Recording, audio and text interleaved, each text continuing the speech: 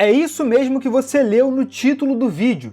Hoje nós mergulharemos na mente de Abilo para explorar a seguinte teoria. A nossa querida e adorada Rey, a heroína da nova geração de Star Wars, é um clone.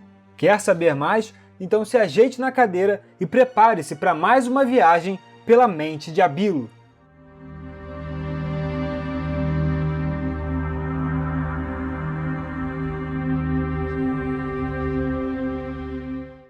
Após anos de especulação, a estreia de Star Wars: A Ascensão Skywalker está mais perto do que nunca. No entanto, a cada momento em que o filme se aproxima, uma pergunta cresce na cabeça de cada um dos fãs da saga. Quem é a Rey? Teorias e teorias foram criadas, mas é importante lembrar que a Força trabalha por caminhos misteriosos. E tudo, exatamente tudo nessa jornada nos trouxe até uma conclusão. A Rey é um clone. Eu sei, pode parecer chocante para você em um primeiro momento, mas acompanhe o raciocínio, pois enquanto eu refletia sobre essa questão ao encarar a vastidão da mente de Abilo, eu vislumbrei duas possibilidades, ou melhor, dois caminhos diferentes que nos levam à mesma conclusão. A Rey é um clone de Luke Skywalker gerada a partir da mão que o herói perdeu no episódio 5. 2. A Rey é um clone criado como parte do plano de contingência do Imperador Palpatine, uma espécie de reserva, um backup caso o Imperador viesse a morrer. O raciocínio parece longo, mas conseguimos fazer em menos de 9 parsecs. Vamos começar pela segunda hipótese, mas antes disso, temos que fazer uma breve explicação sobre o tal plano de contingência do Imperador, ou simplesmente a contingência. Na verdade, é bem simples. Como bom ditador que era, o Palpatine tinha um plano para garantir que o seu império não vivesse mais do que ele. Assim, o plano foi ativado logo após a sua morte e, com a ajuda de um antigo protegido, o Gallius Rax, levou à morte de vários comandantes imperiais que, na visão do Palpatine, não eram dignos do Império. A ideia era fazer o Império Galáctico morrer e das suas cinzas erguer algo novo, algo mais forte, pois o próprio Império tinha se provado fraco ao permitir a morte do seu coração, da sua alma, do seu Imperador. A parte final da contingência consistia em levar toda a frota remanescente do Império para Jakku, a fim de enfrentar uma batalha final contra as forças da Aliança Rebelde. Seguindo as ordens da contingência, o Gallius Rax deveria acessar instalações secretas do Imperador no planeta, sobrecarregar o seu núcleo e explodi-lo junto com todas as forças do Império e da Aliança que estivessem em órbita. No entanto, antes de fugir, o Rax deveria levar alguns membros dignos para as regiões desconhecidas da galáxia, onde conseguiriam reconstruir um império mais forte. Porém, como você pode adivinhar, o plano falhou e o planeta não explodiu. No fim, a Aliança derrotou o Império, mas não conseguiu impedir a fuga dos oficiais para as regiões desconhecidas, onde os imperiais iriam se reorganizar e criar a Primeira Ordem. Todos esses eventos foram retratados na trilogia Aftermath, livros que fazem parte do canon de Star Wars. Para quem ainda estiver acompanhando a linha do tempo, a Batalha de Jakku aconteceu 5 anos após a Batalha de Yavin, em Uma Nova Esperança.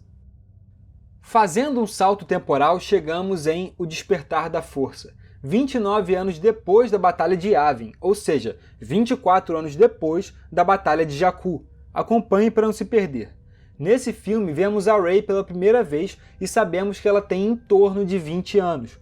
Ou seja, fazendo uma matemática rápida, ela nasceu em algum momento perto da Batalha de Jakku, algo em torno de 4 anos após a batalha. No entanto, você já se perguntou, e se ela não teve um nascimento normal? Ok, agora segura esse pensamento e acompanhe, porque vamos voltar à contingência do Palpatine. Por que o Imperador queria explodir Jakku? Tudo bem, ele queria queimar os seus servos indignos e destruir a frota da Aliança, mas isso não poderia ter sido feito em outro planeta? Por que o Palpatine escolheu explodir Jakku, um planeta que é constantemente referido como um fim de mundo? A resposta é porque lá era o local de um dos seus observatórios, estruturas criadas para armazenar segredos e artefatos poderosos que envolviam os Sith, além de serem estações de pesquisa sobre as regiões desconhecidas, um local que sempre atraiu muita atenção do Imperador. A localização desses observatórios, que foram construídos por Palpatine por toda a galáxia, só era conhecida pelos seus conselheiros mais leais.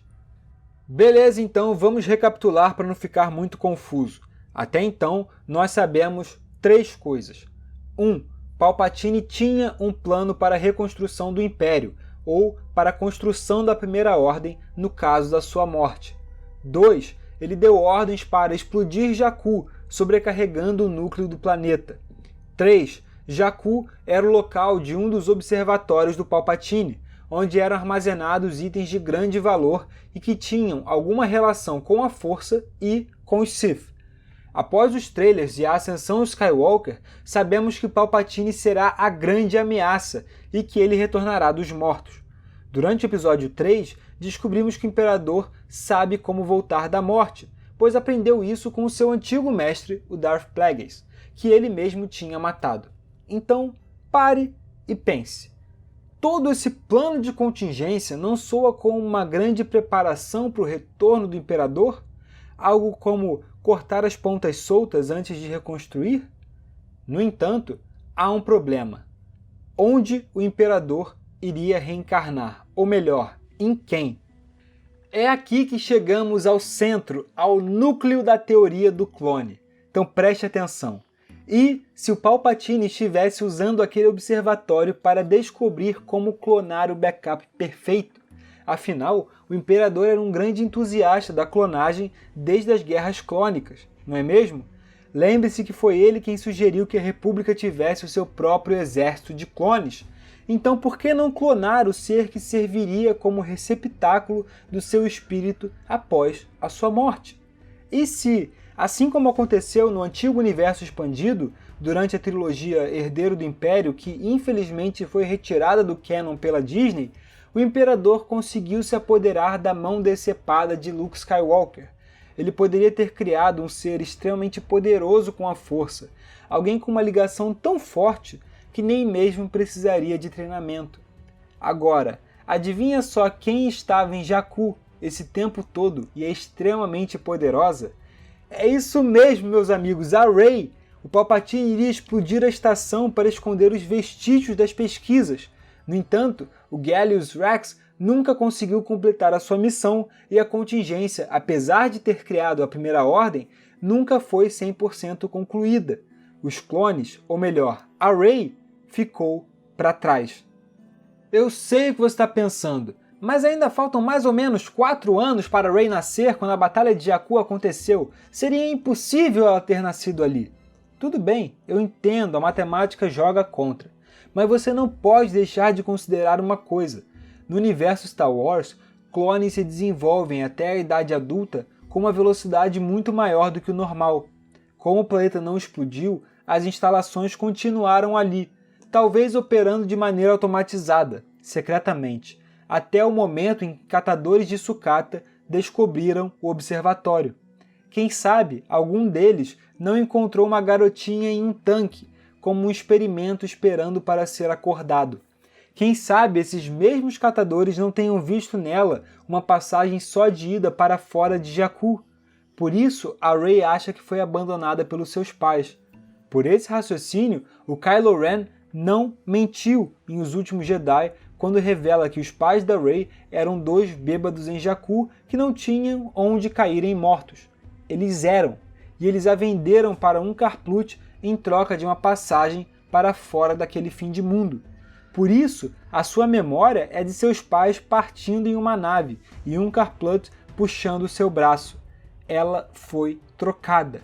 É por isso que ao entrar na caverna em Ahch-To, no episódio 8, a Rey vê várias cópias de si ao pedir que a caverna lhe mostrasse os seus pais, porque ela foi clonada.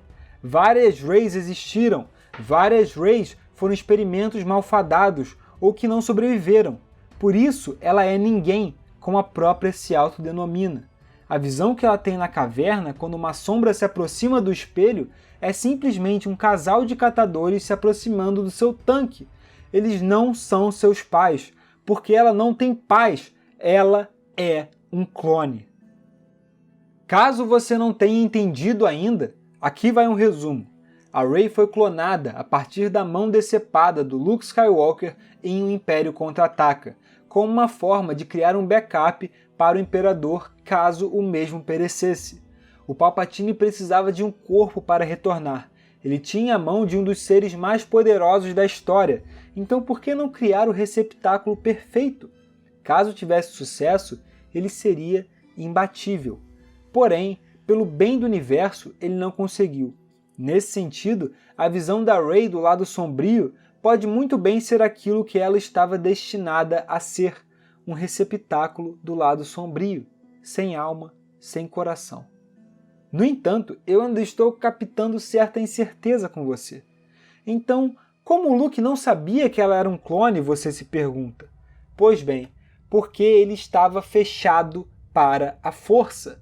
O Luke só percebe que a Rey é um clone quando ele se abre ao final do episódio 8 e confronta o Kylo Ren. Ele sabe que pode ir em paz porque ela irá continuar aquilo que ele começou. Ufa, eu sei, parte dessa teoria pode ter sido um pulo e tanto, mas eu precisava dividir isso com alguém. Dessa vez nós não tentamos fazer uma teoria perfeita, mas sim compartilhar um pensamento sobre o próximo filme com vocês. Então, se você gostou do vídeo, não deixe de compartilhar e curtir, além de se inscrever no canal e ativar as notificações. Deixe um comentário com a sua visão sobre a teoria da Rey clone. Concorda? Discorda? Ou será que você prefere a teoria em que a Rey vira uma médica e vem para a Terra ser a Dr. Rey? Comenta aí embaixo para a gente poder debater. Dito isso, só me resta agradecer pela sua companhia, por mais essa louca, perigosa e, por que não, entusiasta da clonagem, Mente de Abilo.